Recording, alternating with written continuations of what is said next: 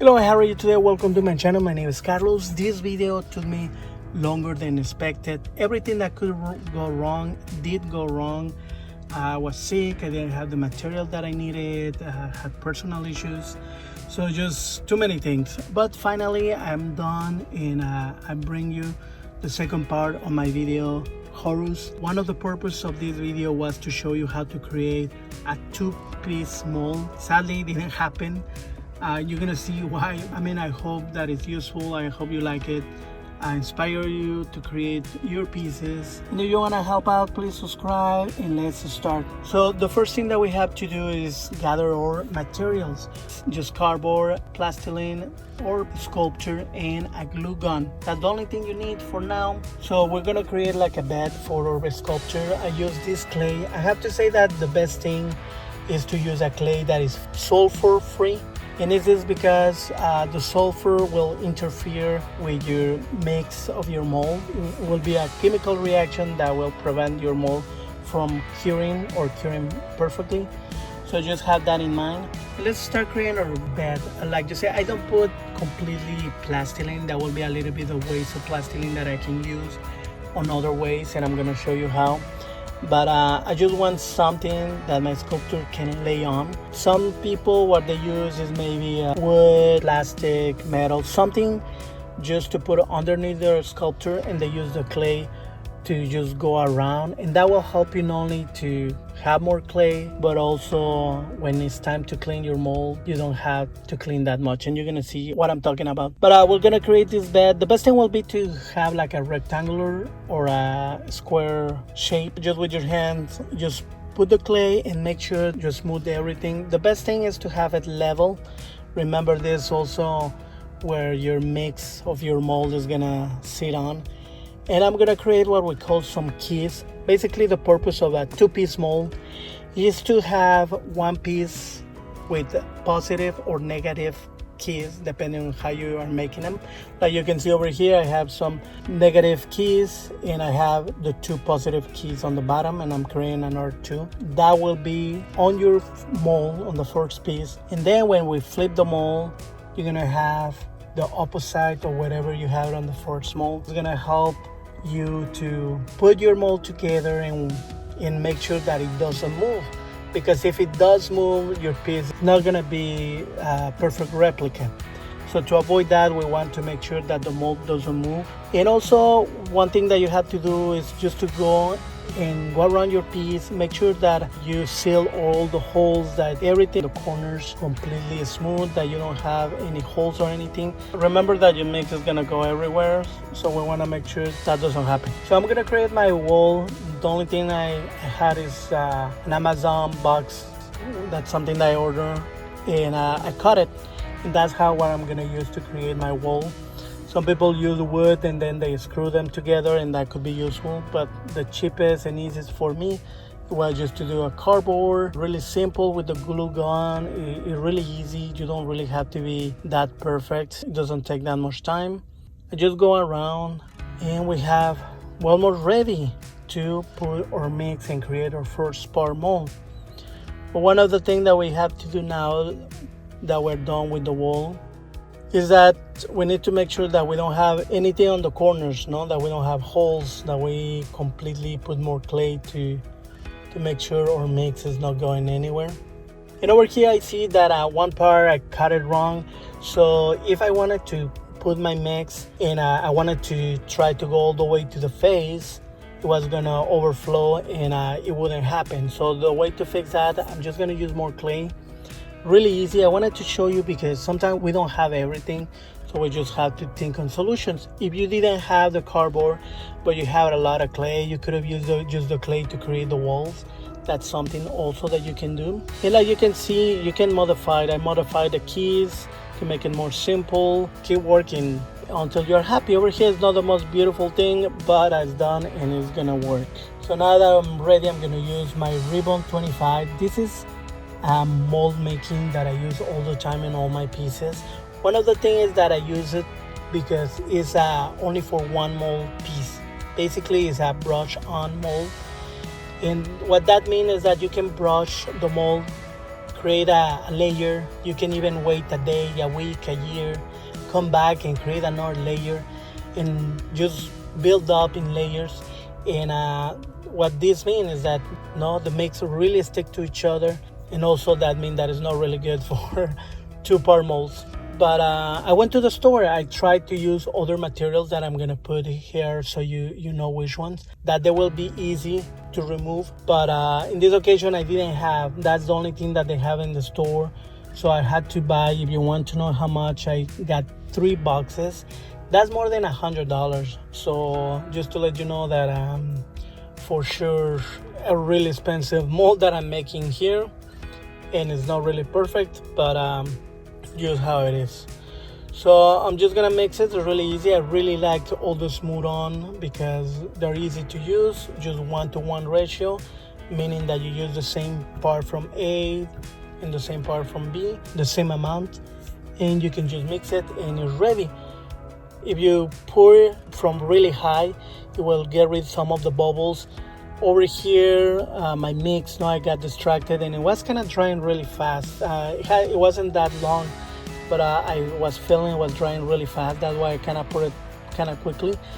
I didn't care that much because I'm gonna brush on the mold.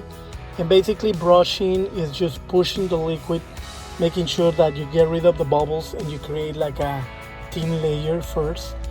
When you have that thin layer that you kind of can see that you don't have bubbles, or you have the less bubbles, that's the perfect way to just put more layers and more layers. The second layers, more when the piece is covered. I don't care that much because they're not gonna appear on your mold.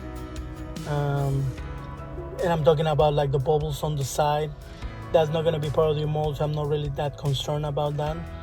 So I'm just focused on just where my piece is. And over here I was afraid that I wasn't gonna have enough materials to create both of the molds. So what I did is I start pushing everything to the middle to make sure that I have enough materials. Like I see, if I wanted to fill up the mold and have like a smooth surface, which is useful when you're handling a mold, to have everything like smooth. It wasn't just not gonna work out, it was gonna be too much materials. So I just decided to focus and put everything in the middle just to cover the face. That was the most important thing, and the base. Just covering that will allow me just to not to have to use that much materials. Even my wall of plastilene probably I didn't need that. So only with my sculpting tool I went around and took my piece, I flip it, and I start taking all these plastilene, because I'm not gonna do the mold right away. It's already really late and I know I'm not gonna do the mold. Actually it's already morning, so later I'm gonna do the mold.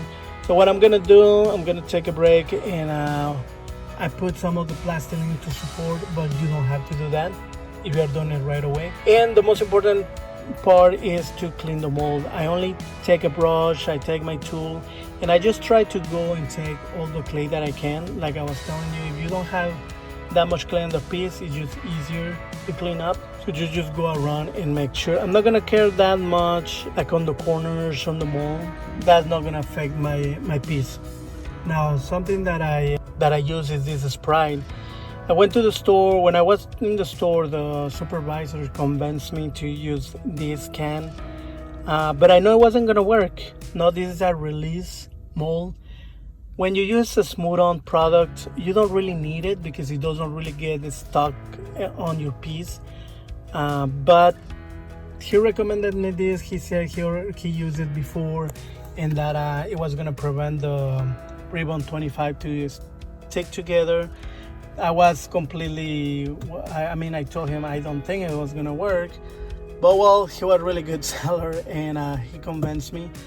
It's really expensive, so don't get it. You shouldn't really get it. You can use that to get more clay or something else, but it wasn't useful on my case. Now that it's done, I'm gonna open my mold. I can see it's just one big piece. So not what I wanted. The best thing would have been just to open it and you have 2-part molds and you're done. You take out your piece without damaging. but because it's not that way, I had to cut my mold. It wasn't perfect. I didn't have my X-Acto knife, and I just used a tiny knife. Like you can see, because I had to cut my mold because I had to move around and things like that. My piece kind of got destroyed. I mean, it's a quick fix, it's no big deal. But the point of a two-piece mold is to make sure that it's not gonna damage the piece. And also one of the things that you can use these techniques and create 3, 4, 5 part mold for more complex sculptures. And ignore the pieces of wood. I used that only, I knew it wasn't gonna work, so just as a reference.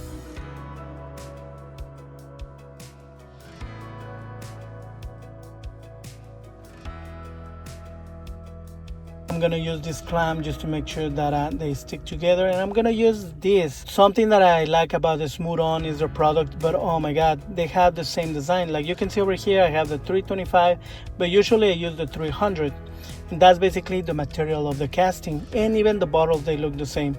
It's just different resins, so pay attention on the box. Casting are yellow, and the molds, they are kind of blue, but they're all different numbers, and the numbers have a meaning. So over here, I didn't know that I had the 325. I realized it until I finished. I demolded. I'm gonna show you what happened. Basically, when I feel good with my mold, what I'm gonna do is just make a small mix and turn around my mold. The point of this is to have a thin layer that I want to make sure that goes to the face, that goes to the peak, that goes by the neck, because those are places where you can have bubbles, and a bubble on a cast means a hole on your sculpture. Just know that you can create small mixes and pour into your mold. You don't have to fill up the mold the first time. You can do it slowly and make sure that you rotate and you go to every single corner to make sure that you have the best casting.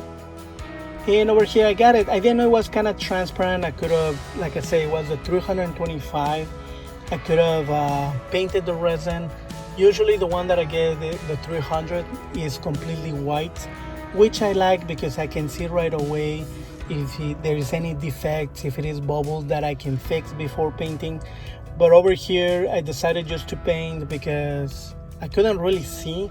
I think the camera can see more than me because in real life I couldn't really see a lot of details. So just something to have in mind. Just gonna do the same thing that I did with my Anubis sculpture, just like this armor, gold armor, and just paint it. No, I know I need to practice a little bit. I like to do some oil painting, some acrylic painting, but I'm not that good, and it's not the same canvas than a sculpture. But I know for sure that I need to improve. And this is the piece. I hope you like it. I'm going to show you also with my Anubis. Next time I'm going to make a mask using my monster clay, and also after that I want to try to create like a Venom sculpture. I'm not really sure if I'm going to be able to do that, but I'm gonna try. And if you have any questions, any suggestion for any sculpture now that Halloween is coming up, please let me know. And thank you for watching. Thank you for, if you got all the way to the end of the video, please help me out, subscribe. Thank you for the one that has subscribed. Enjoy art, and see you next time.